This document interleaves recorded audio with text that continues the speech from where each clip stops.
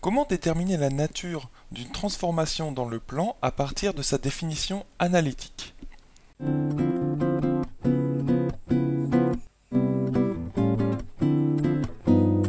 Bonjour et bienvenue sur Star en Maths TV. Dans l'exercice d'aujourd'hui, nous allons considérer la transformation H du plan définie analytiquement par x' égale moins 4x plus 6, y' égale moins 4y plus 10. La question de cet exercice est de savoir quelle est la nature de H, donc de cette transformation dont on a une définition analytique. Alors, qu'est-ce que c'est qu'une définition analytique d'une transformation dans le plan? En fait, plutôt que de définir une transformation géométriquement, tu sais, par exemple, on peut définir une homothétie par son centre et son rapport, et dire que vectoriellement, eh bien, si elle est de centre I, Im' égale KIM, sachant que K est son rapport et M est un point du plan et M' sont transformés par cette homothétie. Donc ça serait une façon géométrique de définir cette homothétie, mais on peut définir aussi une homothétie de façon analytique, c'est-à-dire en faisant intervenir les coordonnées du point M, de son centre, et du point M', c'est-à-dire le transformé du point M. Donc plus particulièrement dans notre exercice, intéressons-nous à ce système ici. En fait, on ne sait pas, moi je t'ai donné l'exemple d'une homothétie, mais on ne sait pas si H est une homothétie ou pas. Donc, qu'est-ce que c'est que x' et y' déjà? Eh bien en fait, x' et y' sont les coordonnées d'un point M', donc, qui est de coordonnées x', y', et ce point M' est le transformé du point M par notre transformation H. Donc si j'ai le point M de coordonnées x, y au départ, alors si je le transforme par notre transformation H, voilà, une flèche, eh bien, il donne M', qui est de coordonnées x' et y'. J'ai oublié un prime ici. Ce qui fait que nous, dans un repère orthonormé, eh bien, on connaîtrait, si on connaît les coordonnées du point M initial, eh bien, on connaîtrait les coordonnées du point M' qui est transformé de M par H. Donc c'est à ça que ça sert une définition analytique d'une transformation dans le plan. Ça sert, à partir des coordonnées d'un point M initial, eh bien, à déterminer les coordonnées du point M' qui est le transformé de M par la transformation. Souviens-toi, en fait, analytics, ça fait intervenir les coordonnées. Donc, x, y, et si tu es en troisième dimension, x, y, z. Donc maintenant, comment déterminer la nature de notre transformation? La nature, ça peut être une homothétie, ça pourrait être une translation, ça pourrait être une rotation, etc. On ne sait pas. Donc souvent, ce qui est intéressant, quand tu as une définition analytique d'une transformation, c'est de s'intéresser au point fixe de cette transformation. C'est-à-dire, essayer de chercher à savoir si cette transformation a un point qui reste le même quand on le transforme par cette même transformation. Alors, plus particulièrement, si tu prends comme exemple l'homothétie, eh bien le centre d'une homothétie, c'est un point fixe par cette homothétie. C'est-à-dire que si tu essaies de transformer le centre d'une homothétie par cette même homothétie, eh bien ça reste lui-même. Donc ça c'est un point fixe. Si tu prends comme autre transformation une rotation par exemple, eh bien si tu prends une rotation de centre O et que tu essaies de transformer le point O par cette même rotation, eh bien ça restera lui-même. Donc pareil, là on a affaire à une transformation qui possède un point fixe.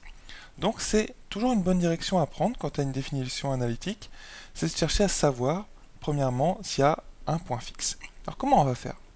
Eh bien nous, dans notre cas, ça voudrait dire que si on prend un point M de coordonnées x, y, et qu'on le transforme par h, eh bien il donne un point M' qui serait de coordonnées x', y' toujours, bien sûr, mais si c'est un point fixe, eh bien ça donnerait M, c'est-à-dire que M, son transformé, ce serait M, donc de coordonnées x, y.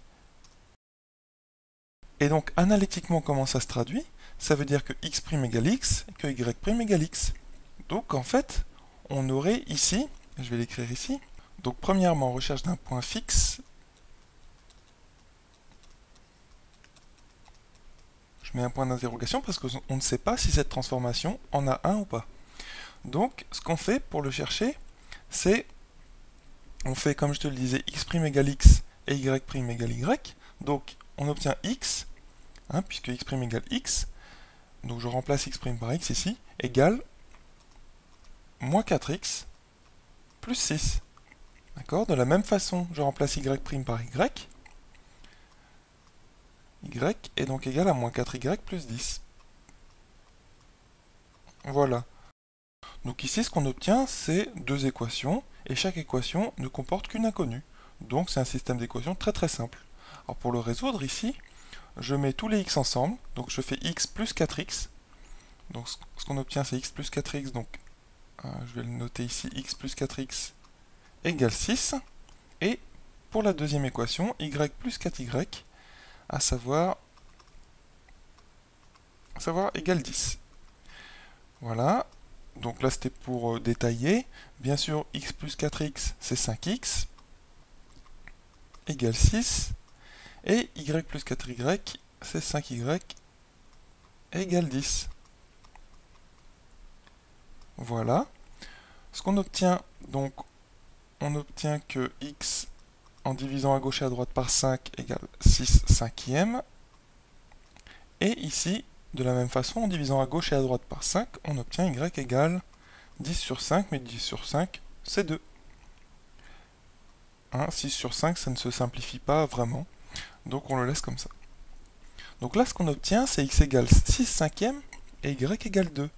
Mais qu'est-ce que c'est que ces coordonnées x et y? On a dit que c'était les coordonnées d'un point fixe, puisque on a résolu ici le système pour un point M qui, quand on le transforme par h, donne aussi le point M. Donc c'est un point fixe. Donc ici, on a bien un point fixe pour cette transformation. Donc déjà, ça restreint le nombre de transformations possibles pour h. h, par exemple, ne peut pas être une translation. Parce que tu sais sûrement qu'une translation, c'est une transformation dans le plan qui n'a pas de point fixe. Il n'y a aucun point qui, quand tu le transformes par une translation, eh bien, ne reste lui-même. Sauf si, bien sûr, c'est une translation de vecteur nul. Mais bien sûr, une translation de vecteur nul, ici ça semble pas être ça, puisque une translation de vecteur nul, c'est l'identité, on appelle ça. C'est-à-dire que c'est une transformation qui transforme n'importe quel point en lui-même. C'est-à-dire c'est une transformation qui fait rien du tout. Donc ici, a priori, on n'a pas ça, puisqu'on a un seul point fixe, qui est de coordonnées 6 cinquièmes 2. Et maintenant, ce qu'on peut faire, c'est nommer ce point fixe. Donc on va le nommer O.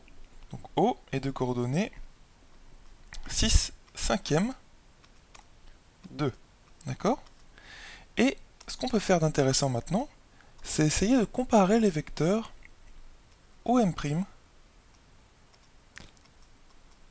et OM. D'accord? Alors M étant un point de coordonnées x, y et M' sont transformés de coordonnées x', y'. Alors pourquoi faire ça? Eh bien parce que, par exemple, pour une homothétie, tu sais que OM' égale KOM. Donc si on arrive à trouver, dans le cadre de notre transformation ici H, que OM' égale KOM, alors on aura démontré que notre transformation H est une homothétie. Et bien sûr, on aura trouvé le K.